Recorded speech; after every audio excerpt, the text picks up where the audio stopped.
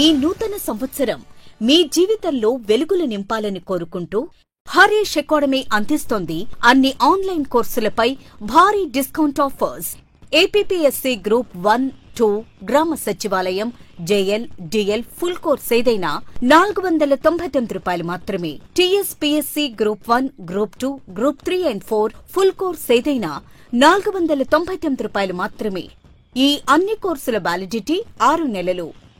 ఈ offer December 31 నుండి జనవరి 5 వరకు మాత్రమే.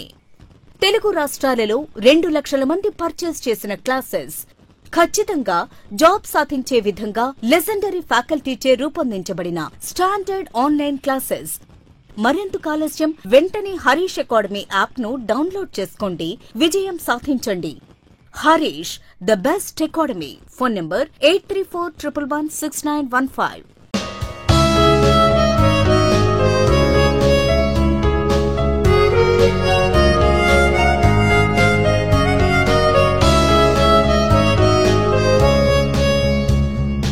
Harish the best academy.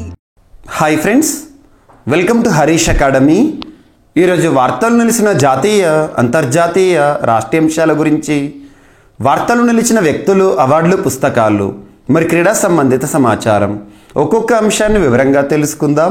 ఈరోజు మన ఫస్ట్ టాపిక్ వచ్చేసి 2023 సంవత్సరం డిసెంబర్ మాసంలో జీఎస్టీ వసూళ్లకి సంబంధించిన గణాంకాలు ఇప్పుడు డిస్కస్ చేద్దాము. So GST, goods and services tax. GST అనేది ఒక పరోక్ష పన్ను, ఇండైరెక్ట్ ట్యాక్స్. సో జీఎస్టీకి సంబంధించి భారతదేశంలో దేశంలోనే అత్యున్నత చట్టమైన రాజ్యాంగానికి సంబంధించి జరిగిన రాజ్యాంగ సవరణ ఏంటంటే 101వ రాజ్యాంగ సవరణ చట్టం. 101వ రాజ్యాంగ సవరణ చట్టం 2016 సంవత్సరం అమల్లోకి వచ్చింది, 2017 సంవత్సరం. సో 101వ రాజ్యాంగ సవరణ చట్టం దేనికి సంబంధించింది అంటే గూడ్స్ అండ్ సర్వీసెస్ ట్యాక్స్, జీఎస్టీని భారతదేశంలో అమల్లోకి తీసుకురావడానికి సంబంధించి జరిగిన రాజ్యాంగ సవరణ. సో ఈ రాజ్యాంగ సవరణ ద్వారా రాజ్యాంగంలో కొత్త నిబంధనలు చేర్చడం జరిగింది. అందులో అన్నిటికంటే ఇంపార్టెంట్ ఆర్టికల్ 279 క్యాపిటల్ ఏ. ఆర్టికల్ 279A దేని గురించి ప్రస్తావిస్తుంది అంటే ఒక రాజ్యాంగబద్ధ సంస్థగా జీఎస్టీ కౌన్సిల్ని ప్రస్తావిస్తుంది.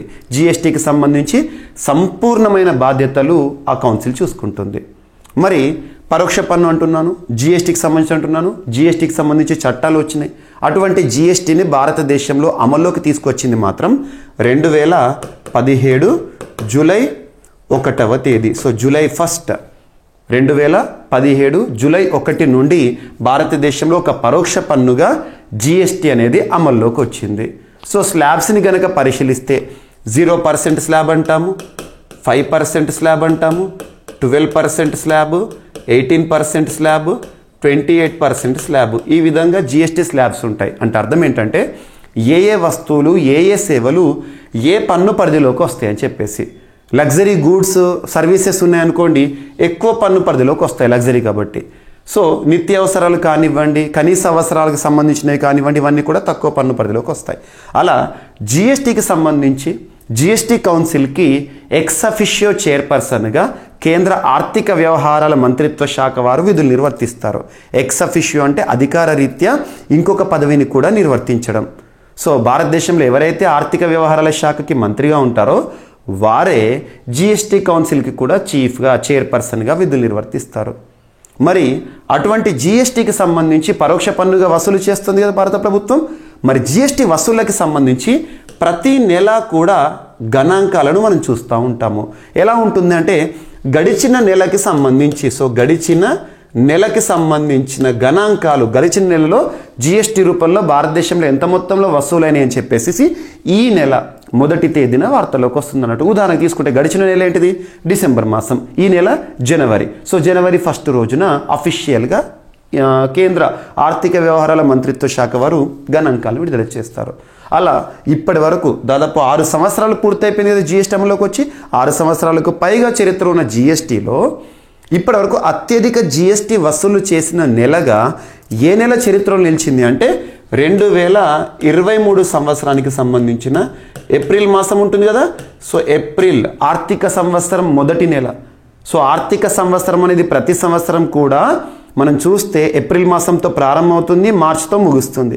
సో అలా 2023 ఆర్థిక సంవత్సరానికి సంబంధించిన మొదటి నెల ఏప్రిల్ మాసం జిఎస్టీ చరిత్రలోనే అత్యధిక వసూళ్లతో రికార్డును సృష్టించింది. ఎంత మొత్తంలో అంటే 1.87 లక్షల కోట్లు, 1.87 లక్షల కోట్లు సింగిల్ మంత్లో ఏప్రిల్ మాసం ఆర్థిక సంవత్సరం మొదటి నెల. ఇక తర్వాత కనుక అబ్జర్వ్ చేస్తే ఇప్పుడు డిసెంబర్ మాసం ముగిసింది కదా, సో జనవరి మాసంలో గణాంకాలు వచ్చినాయి. సో గడిచిన డిసెంబర్ మాసంలో భారతదేశంలో జిఎస్టీ రూపంలో ఎంత మొత్తంలో పన్నులు వసూలైనాయి అంటే 1.64 lakh crores ఒక్క నెలలో. సో ఇది మనకు టాపిక్. సో కొత్త సంవత్సరం కాబట్టి మొదటిగా మనకు ఎకనామిక్ సంబంధించి గణాంకాలు చూస్తున్నాం కాబట్టి ఇంపార్టెంట్. సో డిసెంబర్ నెలలో వస్తు సేవల పన్ను వసూళ్లలో తెలంగాణ, ఏపీకి సంబంధించి ఇక్కడ చూపిస్తున్నాను. తెలంగాణలో 14%, ఏపీలో 11% వృద్ధి నమోదైంది. సో గుర్తుంచుకోండి, ఈ పాయింట్ అయితే గుర్తుంచుకోండి, వెరీ వెరీ వెరీ ఇంపార్టెంట్. ఓకేనా? అండ్ సో ఎకానమీకి సంబంధించి మరొక topic UPI, unified payments interface. UPI అంటే మనం గూగుల్ పే కానివ్వండి, ఫోన్పే కానివ్వండి, చేస్తాం కదా ఆన్లైన్ పేమెంట్స్, పేటిఎం కానివ్వండి, ఇలా మనం ఆన్లైన్ ప్లాట్ఫామ్స్ చాలా ఉన్నాయి. మనము ఆన్లైన్ ట్రాన్సాక్షన్ చేస్తూ ఉంటాం. ఈవెన్ టీ దాకా కూడా మనం గూగుల్ పే, ఫోన్పే చేస్తున్నాము.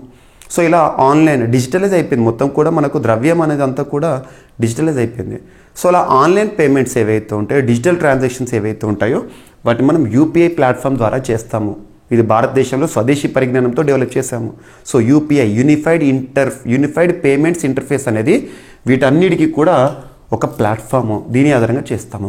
భారతదేశంలో national payments corporation of India అనేది భారతదేశంలో ముఖ్యంగా ఈ ఆన్లైన్ పేమెంట్స్ సంబంధించి చూసే ఒక రెగ్యులేటరీ బాడీ. మరి భారతదేశంలో 2023 సంవత్సరం ముగిసింది కదా, జనవరి నుండి డిసెంబర్ వరకు. 2023 సంవత్సరంలో ఎంత మొత్తంలో ఆన్లైన్ ట్రాన్సాక్షన్స్, యూపీఐ పేమెంట్స్ అయినాయి అని చెప్పేసి ఇక్కడ గణాంకాలు వార్తలకు వచ్చినాయి. యూనిఫైడ్ పేమెంట్ ఇంటర్ఫేస్ లావాదేవీల జోరు కొనసాగుతోంది. డిసెంబర్లో ఇవి తాజా గరిష్టాన్ని చేరుకున్నాయి. మొత్తం 1202 కోట్ల లావాదేవీలు జరగ్గా మొత్తం వీటి విలువ 18.23 లక్షల కోట్లుగా ఉంది. నవంబర్ నెలతో పోలిస్తే పరిమాణం పరంగా 7%, విలువ పరంగా 5% మేర జరిగాయి. 2023 సంవత్సరం జనవరి నుండి డిసెంబర్ మొత్తం కనుక అబ్జర్వ్ చేస్తే 11,760 కోట్ల యూపీఐ లావాదేవీలు జరిగినట్లయింది. సో 2023లో యూపీఐ లావాదేవీలు మొత్తం ఎంతనట? 11,760 crores ఆన్లైన్ ట్రాన్సాక్షన్స్. సో ఇది మనకు గణాంకాలు ఎకానమీకి సంబంధించి. అభ్యర్థులందరికీ మరొకసారి చెప్తున్నాను, కరెంట్ అఫైర్స్ని సింగిల్ సబ్జెక్ట్గా చూడకండి. జనరల్ స్టడీస్లో భాగంగా మనం చదివే ఈచ్ అండ్ ఎవ్రీ సబ్జెక్ట్ ఏదైతే ఉంటుందో, polity, economy, geography, history, science and technology, environment and etcetera, ఆయా సబ్జెక్టుల్లో వచ్చే అప్డేటెడ్ ఇన్ఫర్మేషన్గా కరెంట్ అఫైర్స్ని చూడండి. ఒక టాపిక్ వార్తల్లోకి వస్తుంది అంటే ఆ టాపిక్ని సంబంధిత సబ్జెక్ట్లోని అంశంతో లింక్ చేసుకోవాలి. క్వశ్చన్స్ అనేవి కాంటెంపరీ ఇస్తున్నారు, స్టాటిక్ టాపిక్స్ పైన అవేర్నెస్ ఉండాలి, దానికి సంబంధించి వర్తమానంగా వార్తల్లోకి వచ్చిన అంశాలను అనుసంధానం చేసుకోవాలి. ఇది ప్రిపరేషన్ స్ట్రాటజీ. సో ఇలా ప్రిపేర్ అవ్వండి, ఏ పోటీ పరీక్షలైనా సక్సెస్ మీ వంతు అవుతుంది. ఓకేనా? మీకు అదే ఉద్దేశంతో నేను CA 360 కోర్స్ని కూడా తీసుకొచ్చాను. కరెంట్ అఫైర్స్ని సైంటిఫిక్ అప్రోచ్లో తీసుకొచ్చాను. 2023 సంవత్సరానికి సంబంధించిన కంప్లీట్ కరెంట్ అఫైర్స్, సబ్జెక్టుల వారీగా కరెంట్ అఫైర్స్, వాటితో పాటు వార్తల్లో వ్యక్తులు కానీ, విన్యాసాలు కానీ, సూచీలు కానీ, అంతర్జాతీయ సంస్థలకు సంబంధించిన నివేదికలు కానివ్వండి, IITకి సంబంధించి కానివ్వండి, కంప్లీట్ ఇన్ఫర్మేషన్ కరెంట్ అఫైర్స్ని 100% కవర్ చేసిన ఏకైక కోర్స్ అని చెప్పుకోవచ్చు. GVK స్టడీ సర్కిల్ యాప్లో ఉంది. ప్రస్తుతం భారీ ఆఫర్లో ఈ న్యూ ఇయర్ సంబరం దృష్టిలో ఉంచుకొని మీకు ఇవ్వడం జరుగుతుంది. సో న్యూ ఇయర్ సెలబ్రేషన్స్లో భాగంగా GVK స్టడీ సర్కిల్ యాప్ని ఇన్స్టాల్ చేసుకొని ఇందులో కొన్ని స్పెషల్ వీడియోస్ కూడా ఇచ్చాను. ఏ పోటీ పరీక్ష అయినా, ఏ స్థాయి పోటీ పరీక్ష అభ్యర్థులు తప్పనిసరిగా చదవాల్సిన అంశాలను మీకు స్పెషల్ వీడియోస్ అని, క్విక్ రివిజన్ వీడియోస్ అని చెప్పేసి అందించాను. ఒక్కసారి చూడండి.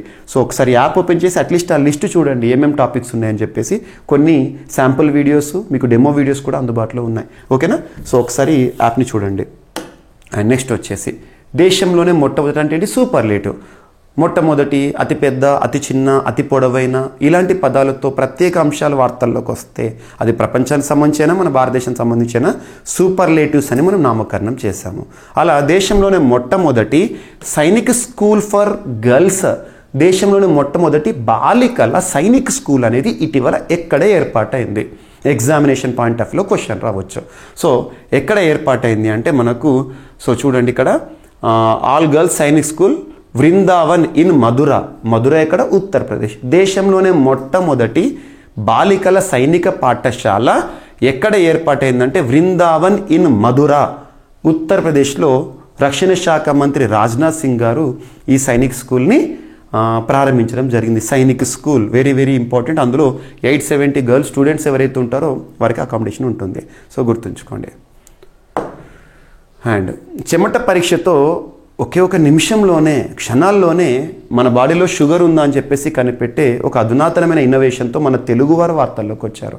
పేటెంట్ కూడా అఫీషియల్గా పొందడం జరిగింది. మన తెలుగువారు కాబట్టి ఇంపార్టెంట్. సో చెమట పరీక్షతో నిమిషంలోనే షుగర్ ఫలితం, తక్కువ ఖర్చుతో గ్లూకోజ్ నిర్ధారణ. ఎలక్ట్రోకెమికల్ పరికరాన్ని కనుగొన్న శాస్త్రవేత్త చిరంజీవి శ్రీనివాసరావు. పేటెంట్ హక్కులు ఇచ్చిన కేంద్ర ప్రభుత్వం పేటెంట్ హక్కులు కూడా ఇచ్చిందంట. ప్రస్తుత పరిస్థితిలో మధుమేహ స్థాయిని గుర్తించే పరీక్షలు ఖర్చుతో కూడుకున్నాయి.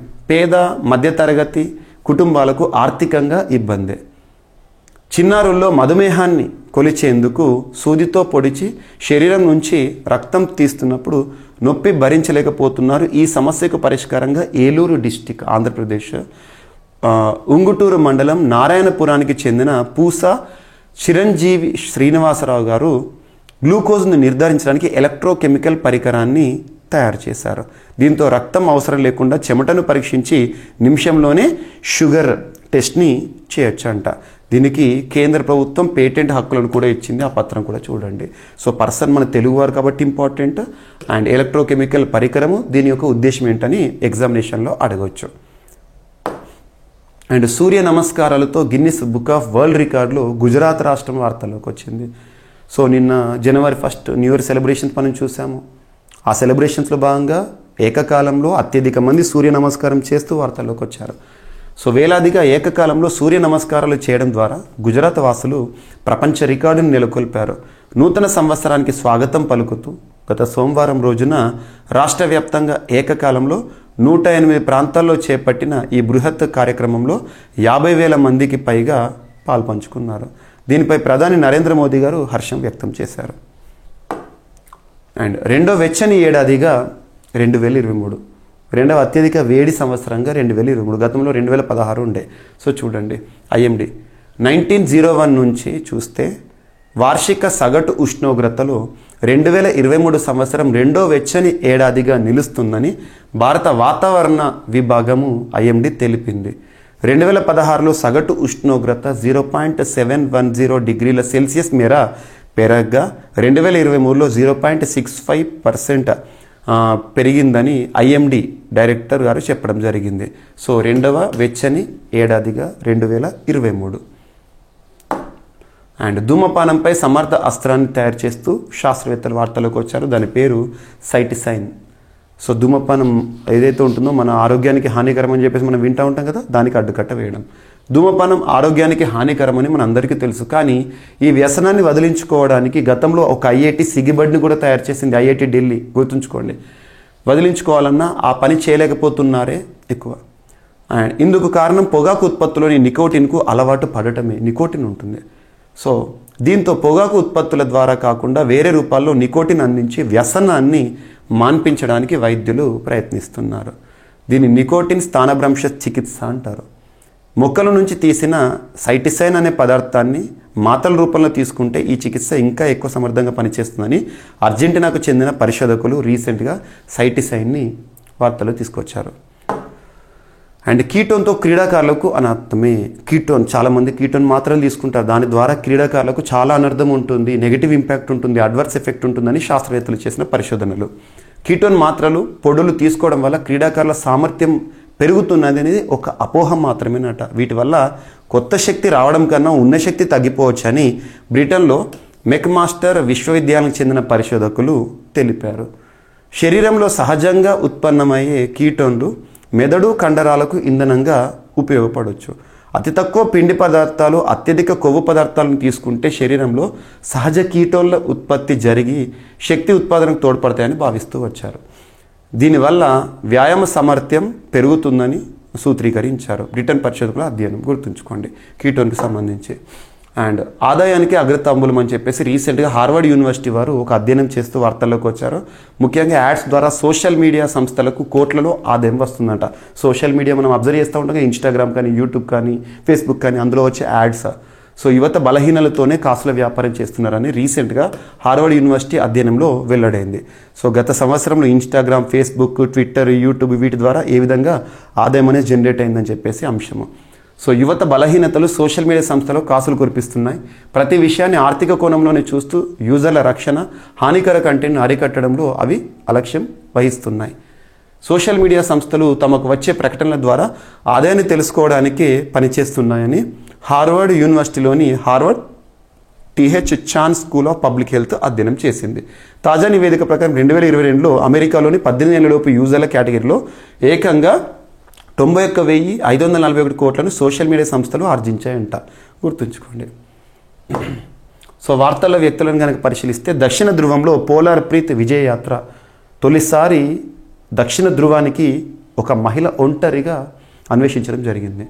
సో ఒంటరిగా అత్యంగా వేగంగా చేరుకున్న మహిళగా రికార్డు. అంటార్కిటికా అన్వేషణలో పోలార్ ప్రీతిగా పేరు తెచ్చుకున్న బ్రిటిష్ సిక్ ఆర్మీ అధికారి, ఫిజియోథెరపిస్ట్ కెప్టెన్ హర్ప్రీత్ చాందీ మరో ప్రపంచ రికార్డుని సృష్టించారు. దక్షిణ ధ్రువంపై ఒంటరిగా వేగవంతంగా అన్వేషణ పూర్తి చేసుకున్న మహిళగా తాజాగా చరిత్ర సృష్టించారంట తను.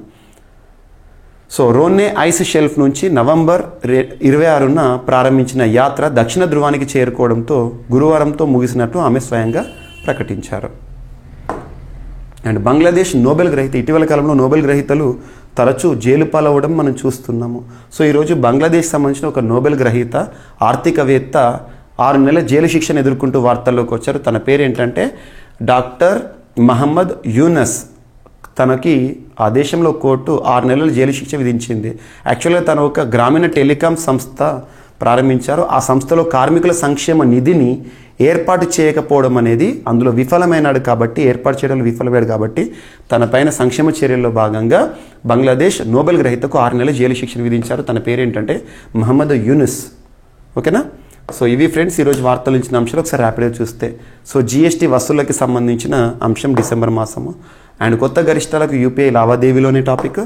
అండ్ దేశంలోని మొట్టమొదటి సైనిక స్కూల్ అనేది మధుర ఇక్కడ ఉత్తరప్రదేశ్ రాష్ట్రంలో ఏర్పాటైంది. అండ్ ఒక్క నిమిషంలోనే షుగర్ టెస్ట్ని చెమట ద్వారా తెలుసుకునే పరిజ్ఞానంతో మన తెలుగు వ్యక్తి వార్తల్లోకి వచ్చారు. సూర్య నమస్కారాలతో Guinness book of world record అనేది వార్తల్లోకి వచ్చింది. రెండో వెచ్చని ఏడాదిగా 2023 సంవత్సరం వార్తల్లోకి వచ్చింది. అండ్ ధూమపానంపై సమర్థ అస్త్రం సైటిసైన్ అనే అంశం వార్తల్లోకి వచ్చింది. నెక్స్ట్ కీటోన్తో క్రీడాకారులకు అనర్థం అని చెబుతూ ప్రత్యేకంగా బ్రిటన్లో మెక్ మాస్టర్ విశ్వవిద్యాలయ పరిశోధకులు చేసిన పరిశోధన. సోషల్ మీడియా ద్వారా కాసుల పంట పండుతుందని చెప్పేసి హార్వర్డ్ యూనివర్సిటీ వారు చేసిన అధ్యయనం. అండ్ దక్షిణ ధ్రువంలో పోలార్ ప్రీత్ విజయ యాత్ర ముగించుకోవడం జరిగింది. అండ్ బంగ్లాదేశ్ నోబెల్ గ్రహీత డాక్టర్ మహమ్మద్ యూనస్కు ఆ దేశ కోర్టు 6 నెలల జైలు శిక్ష విధించడం జరిగింది. సో ఇవి ఫ్రెండ్స్ ఈరోజు వార్తలు నిలిచిన అంశాలు. మిస్లేనియస్ అంశాలు ఏమైనా మిగిలిపోతే రేపటి క్లాస్లో జోడించి మరొకసారి నేర్చుకుందాం. రేపు కలుద్దాం. Thank you.